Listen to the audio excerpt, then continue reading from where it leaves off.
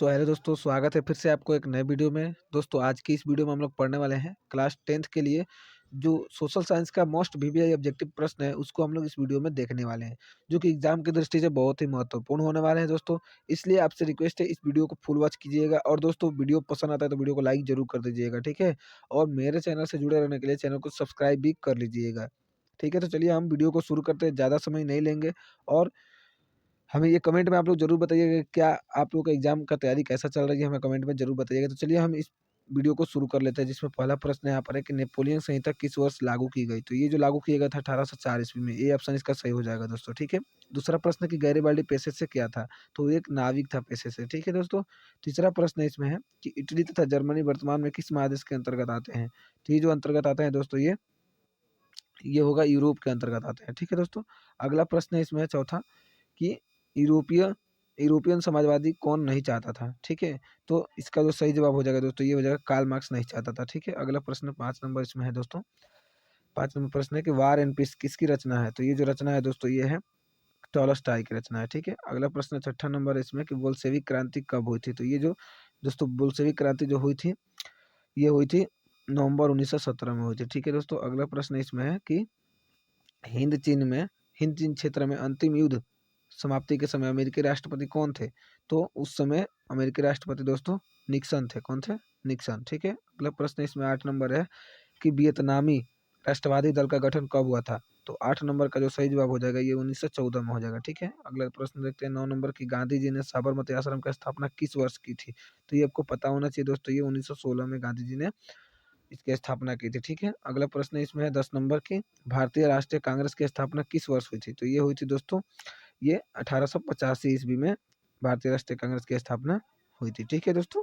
अगला प्रश्न इसमें देखते हैं दोस्तों, जो कि अगला प्रश्न यहाँ पर है 11 नंबर प्रश्न है दोस्तों यहाँ पर कि हिंदुस्तान रिव्यू का प्रकाशन किसने आरंभ किया था? तो इसका सही जवाब हो जाएगा रामकृष्ण वर्मा ने, ठीक है, रामकृष्ण वर्मा ने। अगला प्रश्न 12 नंबर जो है यहाँ पर 12 नंबर प्रश्न है दोस्तों कि भारत के लिए पहला फैक्ट्री एक्ट कब पारित हुआ था?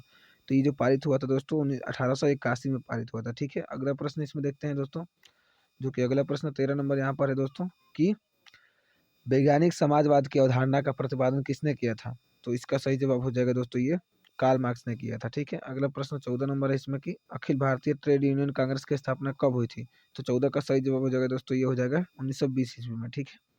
15 नंबर प्रश्न देखते हैं कि आधुनिक शहर के उदय का इतिहास लगभग पुराना है, कितने दिन मतलब कितने वर्ष पुराना है? तो 15 का सही हो जाएगा 200 वर्ष पुराना है, ठीक है। अगला प्रश्न इसमें है 16 नंबर की सामंती व्यवस्था से हटकर किस प्रकार की शहरी व्यवस्था की प्रवृत्ति बढ़ी? तो 16 का जो सही जवाब हो जाएगा दोस्तों, ये हो जाएगा प्रगतिशील प्रवृत्ति, ठीक है। 17 नंबर प्रश्न है यहाँ पर कि ब्रिटेन वुड्स सम्मेलन किस वर्ष हुआ था? तो 17 का सही जवाब हो जाएगा दोस्तों 1944 ईस्वी में हुआ था, ठीक है। अगला प्रश्न है कि भूमंडलीकरण की शुरुआत किस दशक में हुई थी? तो 18 का सही जवाब हो जाएगा दोस्तों, ये हो जाएगा 1990 के दशक में हुई थी, ठीक है। ये ऑप्शन सही हो जाएगा।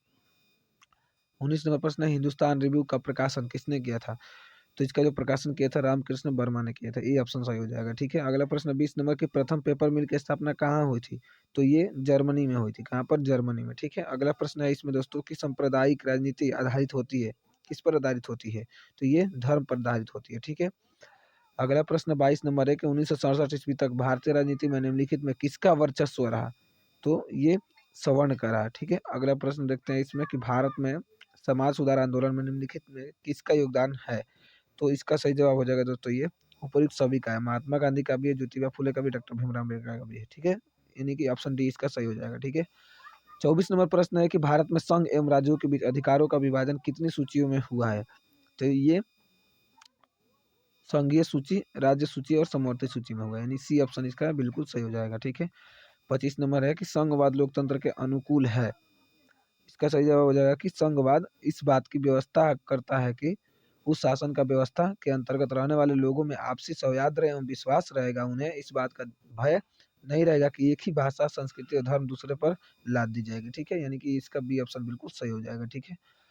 अगला प्रश्न दोस्तों इसमें 26 नंबर प्रश्न है यहाँ पर। 26 नंबर प्रश्न यहाँ पर है कि दोस्तों वेस्ट इंडीज 26 नंबर प्रश्न है कि वेस्ट इंडीज में किस वर्ष वेस्ट इंडीज संघ की स्थापना की गई थी? तो 26 का सही जवाब हो जाएगा बी, यानी कि 1958 ईस्वी में की गई थी, ठीक है। अगला प्रश्न जो है कि है 27 नंबर की गठबंधन की सरकार बनाने की संभावना किस प्रकार की दलीय व्यवस्था में रहती है? तो 27 का जो सही जवाब हो जाएगा दोस्तों ये हो जाएगा बहुदलीय व्यवस्था, ठीक है। अगला प्रश्न देखते हैं इसमें, दल बदल कानून निम्नलिखित में से किस पर लागू होता है? तो ये जो लागू होता है ये सांसदों एवं विधायकों पर लागू होता है, ठीक है। अगला प्रश्न इसमें 29 नंबर की जनता दल यूनाइटेड की पार्टी का गठन कब हुआ था? तो इसका जो गठन हुआ था दोस्तों ये 1999 ईस्वी में हुआ था, ठीक है, बी में ऑप्शन सही हो जाएगा। यानी कि 30 नंबर प्रश्न है कि निम्नलिखित में किस व्यवस्था में चुनाव नियमित रूप से होता है? चुनाव नियमित रूप में लोकतांत्रिक में होता है, ठीक है। अगला प्रश्न है इसमें कि लोकतंत्र होता है जहाँ जनता के प्रति क्या ये होता है उत्तरदायी होता है, ठीक है। अगला प्रश्न जो कि 32 नंबर यहाँ पर है कि भारतीय संविधान के बारे में इनमें से कौन सा कथन सही नहीं है? तो इनमें से कौन सा कथन सही नहीं है? यह धर्म के आधार पर भेदभाव की मनाही करता है, ठीक है। यानी ये कथन सही है। यह एक धर्म को राजकीय धर्म बताता है, ये गलत है। ये भी गलत है कि लोगों को कोई भी धर्म मानने का आज़ादी नहीं है, ये भी गलत है। महिलाओं को मतदान के अधिकार का अभाव, ये भी गलत है, ठीक है। नहीं, ये ऑप्शन इसका बिल्कुल सही हो जाएगा, ठीक है। अगला प्रश्न है इसमें कि जनरल पिनोशे की सरकार का संबंध किससे है? तो 33 का जो सही जवाब हो जाएगा दोस्तों ये हो जाएगा चिली से है। किससे? चिली से है, ठीक है। अगला प्रश्न इसमें है कि मोरालोज कहाँ के प्रधानमंत्री बने? तो 34 का सही जवाब हो जाएगा दोस्तों ये हो जाएगा बोलीविया के, ठीक है। अगला प्रश्न है इसमें कि श्रीलंका में संघर्ष है, तो ये है लिट्टे एवं सरकार के बीच, ठीक है। 36 नंबर प्रश्न इसमें देखते हैं दोस्तों। 36 नंबर जो प्रश्न यहाँ पर है कि भारत की आर्थिक व्यवस्था है, तो 36 का जो सही जवाब हो जाएगा दोस्तों ये हो जाएगा मिश्रित है। क्या है? मिश्रित आर्थिक व्यवस्था है, ठीक है। अगला प्रश्न 37 नंबर इसमें है कि किस क्षेत्र को प्राथमिक क्षेत्र कहा जाता है? तो ये है कृषि क्षेत्र को प्राथमिक क्षेत्र कहा जाता है, ठीक है। अगला प्रश्न 38 नंबर जो कि है कि भारत में योजना आयोग का गठन कब किया गया था? तो 38 का सही जवाब हो जाएगा दोस्तों ये 18 मार्च 1950 ईस्वी को योजना आयोग की गठन हुआ था, ठीक है। अगला प्रश्न जो कि 39 नंबर इसमें भारत में राष्ट्रीय आय का आकलन सर्वप्रथम कब हुआ था? तो 39 का सही जवाब हो जाएगा 1868 ईस्वी में हुआ था, ठीक है। अगला प्रश्न जो कि 40 नंबर यहाँ पर है।